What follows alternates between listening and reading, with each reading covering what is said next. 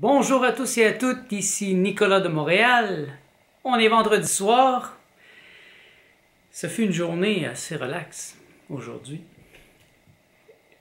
J'aime le vendredi, vous savez pas comment c'est plaisant d'avoir absolument rien à faire le vendredi. Et pourtant, j'ai fait beaucoup aujourd'hui. Qu'est-ce que j'ai fait? Entre autres, j'ai réfléchi à comment je vais changer mon téléphone pour que ça me coûte moins cher. Ici au Québec, ou au Canada, les compagnies sont vraiment des filous. Ce sont des criminels. Et ils nous chargent vraiment cher. Et depuis un certain temps, je cherche un moyen de contourner ce problème-là.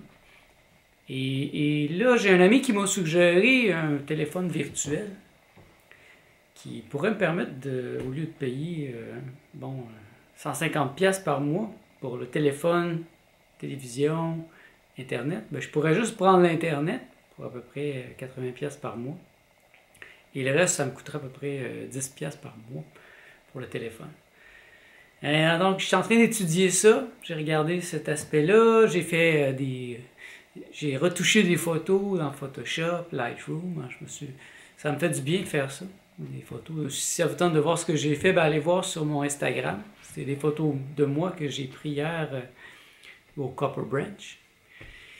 Et j'ai continué aussi à réfléchir beaucoup à propos de l'être. Surtout hier soir, après avoir fait la vidéo d'hier, que plusieurs d'entre vous ont d'ailleurs beaucoup apprécié. J'ai continué à lire et je suis tombé sur d'autres citations très intéressantes. Je vais vous en lire une aujourd'hui à propos de l'évolution. C'est un thème qui est vraiment important dans le jovialisme.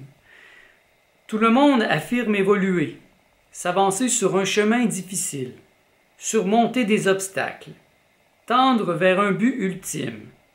Cette affaire d'évolution est devenue la clé du bonheur humain. C'est tout à fait grotesque.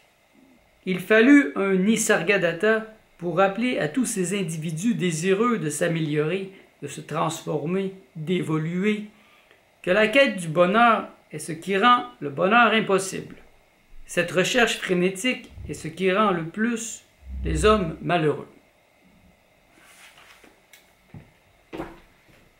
Ah, l'évolution. Tout le monde va vous parler d'évolution. J'ai plein de gens qui me parlent d'évolution. Et ça m'irrite. Ça m'irrite parce que moi, je n'évolue pas. Je suis évolué. Et c'est impossible pour eux de comprendre. Et parce que bien souvent, c'est des gens qui sont plus avancés ou qui sont très avancés spirituellement, mais ils ne sont pas avancés dans l'être. Ils n'ont pas d'être. Ce sont des gens hyper spirituels, mais sans être. Et moi, je ne crois pas à l'évolution puisque la matière n'existe pas. Et ça, c'est quelque chose qui est très présent dans la philosophie d'André Moreau. Et dans l'être, il n'y a pas d'évolution.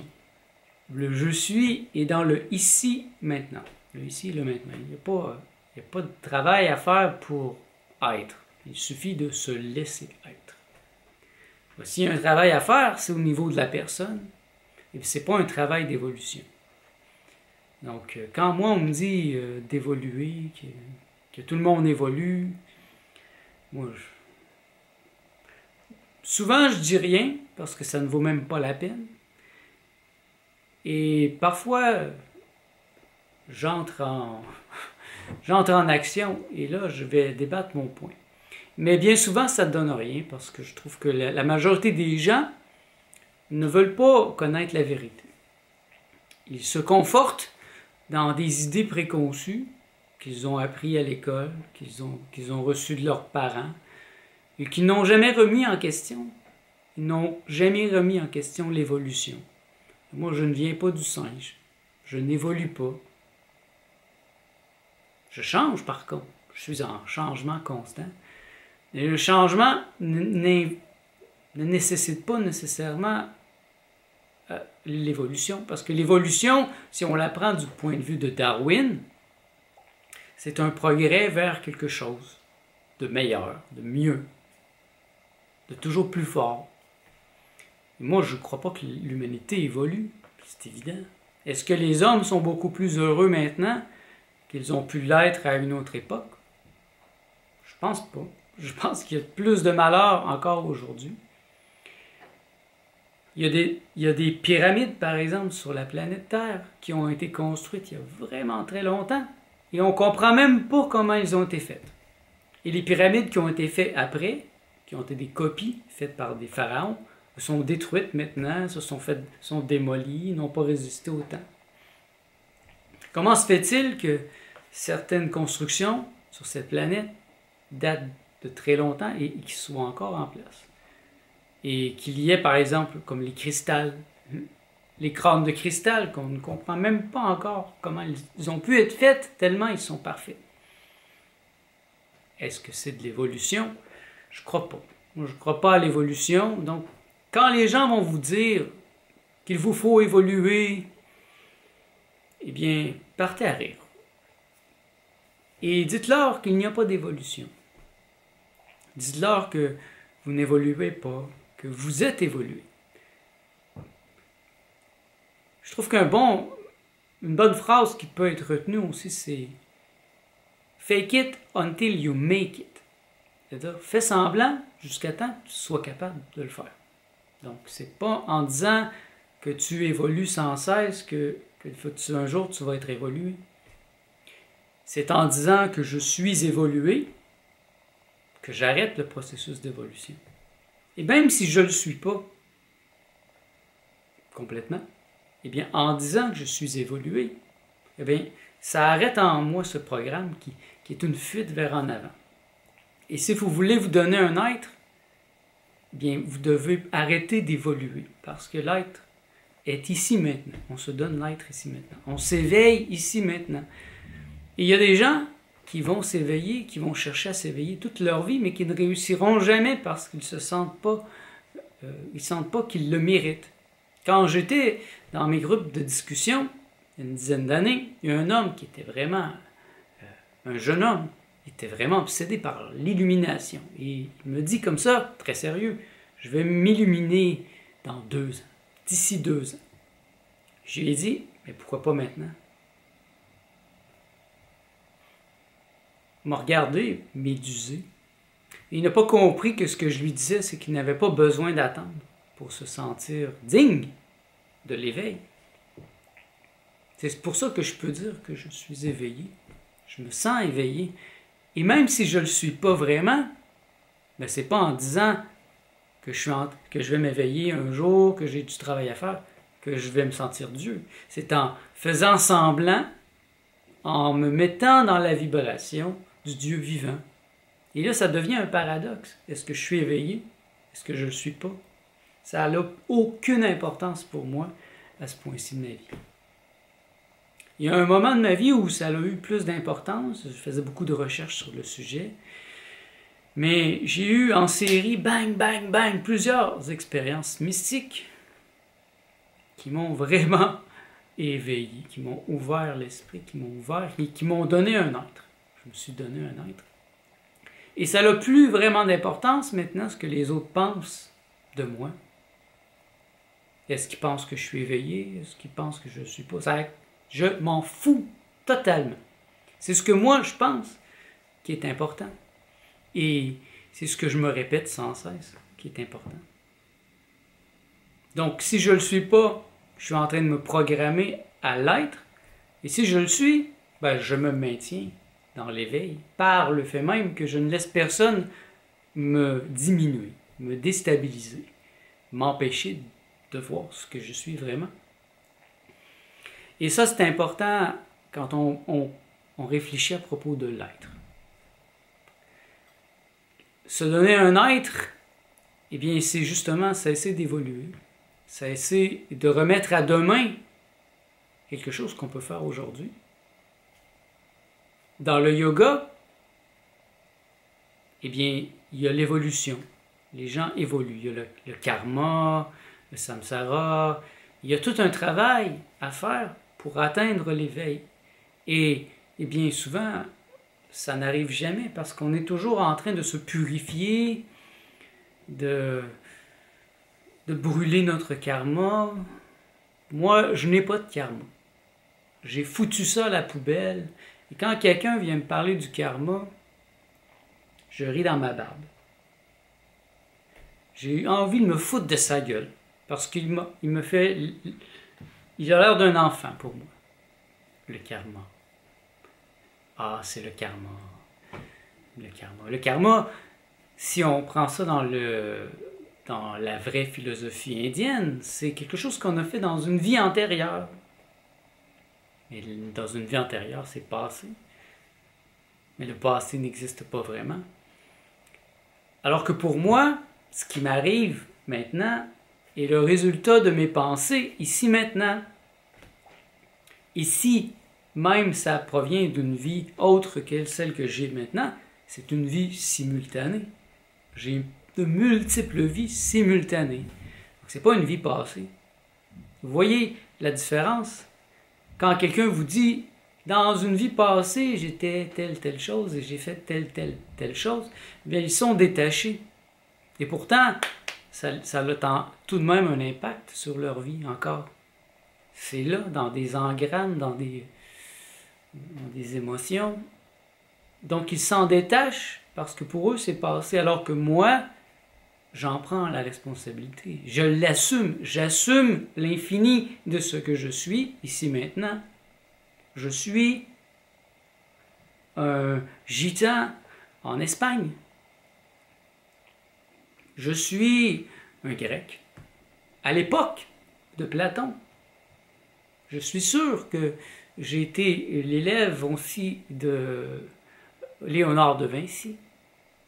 Je devrais plutôt dire, je suis l'élève de Léonard de Vinci.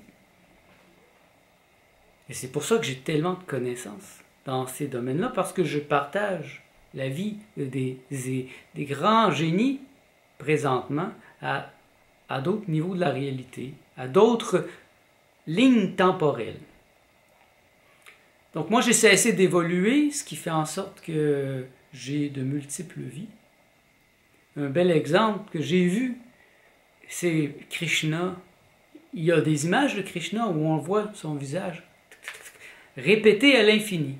Donc Krishna enfant, mais toutes les personnalités de Krishna. Et si on est capable de comprendre que ça, c'est en même temps, parce que dans l'éveil, il n'y a plus de temps, il n'y a plus d'espace. C'est là, ici, maintenant, originel. Et alors là, bien sûr, on est en éveil, on est illuminé.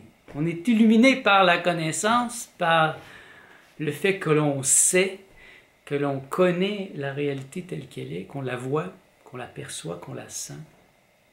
En tout cas, je peux dire que c'est comme ça que je perçois la réalité. C'est comme ça que je me perçois le Dieu vivant, parce que j'ai une perspective vraiment vaste sur ce que je suis. Je ne suis pas prisonnier de Nicolas Leroux. Je sais que j'ai de multiples vies parallèles et que dans mes rêves, il m'arrive parfois d'être quelqu'un d'autre, de vivre une de ces vies. Et je n'ai pas besoin d'évoluer pour me sentir Dieu, je n'ai pas besoin de cheminer. Faites attention lorsque les gens vous disent que vous devez cheminer, que tout le monde chemine. Eh bien, moi je refuse de cheminer. Bon, vous me direz peut-être que c'est de la sémantique, que ce ne sont que des mots, mais pour moi les mots sont importants, ils portent une vibration. Cheminement, c'est que j'ai encore un chemin à faire. Moi, je n'ai pas de chemin à faire, je suis rendu. Et si je danse sur l'infini, c'est très différent que d'avancer toujours par en avant. J'ai parlé la semaine passée que j'étais tiré vers le futur, mais ça c'est une autre chose, c'est au premier niveau de la pensée, dans le monde physique, ici dans le monde terrestre, il y a le temps existe, donc ma personne, elle a besoin d'une certaine directionnalité. Le Nicolas Leroux, qui est le programme qui me tient ici, a besoin d'une direction pour avoir justement une direction. Donc ma direction, je suis tiré par mon inspiration qui me donne le goût de vivre, qui me donne un goût féroce de vivre jusqu'à 300 ans, 400 ans, et plus si c'est possible pendant que je vais vivre sur cette planète. Mais pour ça, il faut être heureux. Et vous voyez que je reviens à la citation, le bonheur.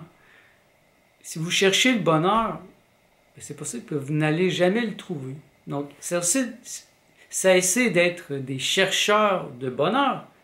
Soyez des trouveurs de bonheur. Trouvez le bonheur dans les petites choses, dans les petits plaisirs.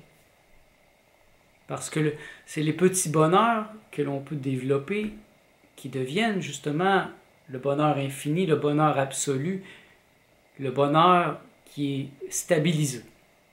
Moi, je n'ai pas de très très bas, j'ai parfois des très hauts, mais je n'ai pas de très bas.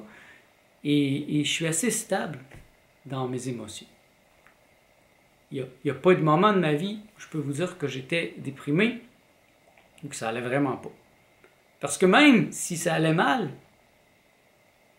ça me donne tellement d'inspiration que je commence à faire une œuvre, une chanson, une toile, une bande dessinée, écrire un livre. Et le fait de créer me remplit d'une joie sublime. Donc, même si j'ai des coups durs, j'en ai eu dans ma vie, et j'ai toujours été capable de les transformer parce que mon inspiration m'amène à créer, à extérioriser ces émotions douloureuses et à m'en servir pour faire de la beauté. Un peu comme le musicien de flamenco. C'est palpable, la douleur de ces gitans. Il l'exprime bien, mais cette douleur, elle passe, elle devient belle. Il y a une transmutation. Et c'est ça. Cessez de chercher le bonheur. Trouvez-le. Trouvez-le, il est là, autour de vous. Il est dans les plaisirs. Il est dans ce que vous êtes vraiment. Donc, soyez vous-même. Soyez ce que vous êtes. Soyez ce que vous vous êtes donné à être vraiment. Et cessez d'écouter les autres. Parce que tout le monde va vous répéter qu'il vous faut évoluer. Vous n'êtes pas parfait. Moi, quand quelqu'un me sort cette phrase toute faite, qui sort d'une canne de conserve cheap, personne n'est parfait. Moi, je réponds toujours, wow, moi, je suis parfait. Alors, la personne, elle ne comprend plus. Elle ne comprend plus rien. Mais je lui dis, je suis parfait dans le sens que je suis exactement ce que je me suis donné à être.